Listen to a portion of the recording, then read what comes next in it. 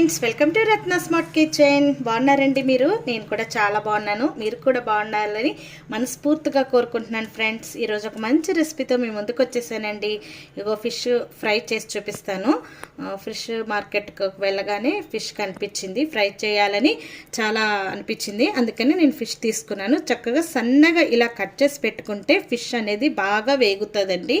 ఎక్కువగా మన కూరకి కట్ చేసినట్టుగా కట్ చేసుకున్నాం అనుకోండి, లావు కానీ వేగదు, లోపలంతా పచ్చిపచ్చిగా ఉంటుంది. సో అందుకని ఇలా సన్నగా చక్కగా కట్ చేసి పెట్టుకున్నాను. వీటిని ఫస్ట్ ఒక హాఫ్ అన్ అవర్ వరకు మ్యారినేట్ చేసి పెట్టుకుంటే ఫ్రై అనేది క్రిస్పీగా వస్తుంది. మా ఇంట్లో అంటే ఫ్రై చాలా రకాలుగా చేయొచ్చు, కానీ మా ఇంట్లో క్రిస్పీగా ఉన్న ఫ్రైయే తింటాము. సో మీకు అందుకని ముందుగా మ్యారినేట్ చేసి పెట్టుకోవాలి. చూడండి, ఒక టేబుల్ స్పూన్ వరకు సాల్ట్ వేసాను, ఒక హాఫ్ టీ స్పూన్ పసుపు, 1 టేబుల్ స్పూన్ కారం.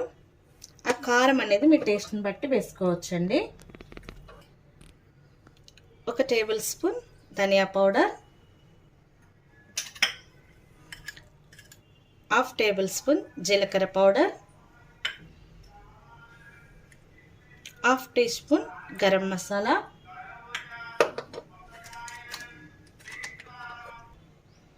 1 టేబుల్ స్పూన్ అల్లం వెల్లుల్లి పేస్ట్. ఇవన్నీ వేసి బాగా కలుపుకోవాలి. ముక్కలకి పట్టేలాగా చక్కగా ఈ మసాలా అంతా కూడా ముక్కలకి పట్టేలాగా మంచిగా కలుపుకోవాలండి. ఇలా మసాలా అంతా పట్టించిన తర్వాత ఆయిల్ అనేది 1 టేబుల్ స్పూన్ వేయాలండి. ఇలా ఆయిల్ వేసుకోవడం వల్ల ఈ మసాలా అంతా కూడా ఈవెన్గా ముక్కలన్నిటికీ పడుతుంది అన్నమాట. 1 table spoon fish fry masala అనేది యాడ్ చేశానండి. నేను ఇది బయట నుంచి తీసుకొచ్చిందే, ఇంట్లో చేసింది కాదు. చూడండి, కొంచెం కొత్తిమీర కరివేపాకు కూడా ఇందులోనే కలిపేసుకుంటున్నాను. ఇలా కలిపి పెట్టుకొని ఒక హాఫ్ అన్ అవర్ వరకు కూడా మనం పక్కన పెట్టుకుంటే చక్కగా క్రిస్పీగా వస్తాయండి. ఈ మసాలా అంతా కూడా ముక్కలకి పట్టి చాలా బాగుంటుంది. మనం మసాలా కలిపేసుకున్న వెంటనే ఫ్రై చేసుకోకూడదు.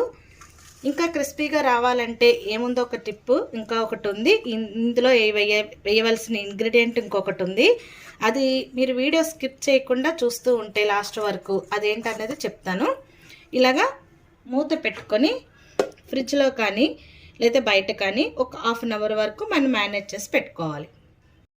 చూడండి ఫ్రెండ్స్, 1 అవర్ వరకు చక్కగా మనం వేసిన మసాలానంతా కూడా ఫిష్కి బాగా పట్టేలాగా మ్యారినేట్ చేసి పెట్టుకొని ఫ్రిడ్జ్లో పెట్టుకున్నానండి. తర్వాత మనం ఫ్రై చేస్తాము అనగా ఒక 5 మినిట్స్ ముందే మనం బయట పెట్టుకోవాలి.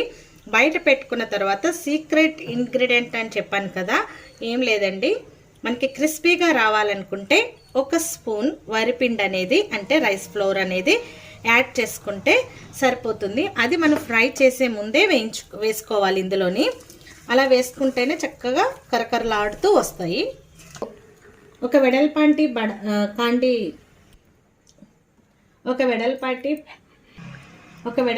కడాయి పెట్టుకొని ఆయిల్ వేసుకొని ఆయిల్ మరిగిన తర్వాత ఈ ఫిష్ ముక్కల్ని ఆయిల్లో వేసుకోవాలి.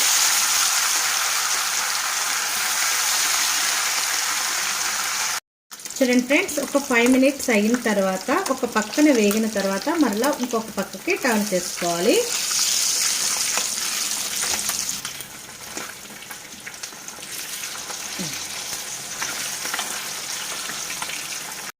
చూడండి ఫ్రెండ్స్, ఇలా వేగిపోయిన తర్వాత వీటినన్నిటిని కూడా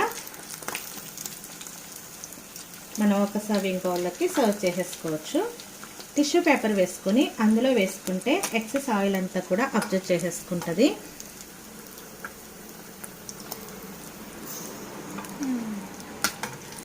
చూడండి ఫ్రెండ్స్, ఇందాక వేయించుకున్నట్టుగానే మిగతా పీసెస్ అన్నీ కూడా మనం ఇలా వేయించేసుకోవాలి. అంతే ఫ్రెండ్స్, ఎంతో క్రిస్పీగా ఉన్న ఫిష్ ఫ్రై రెడీ అయిపోయినట్లే.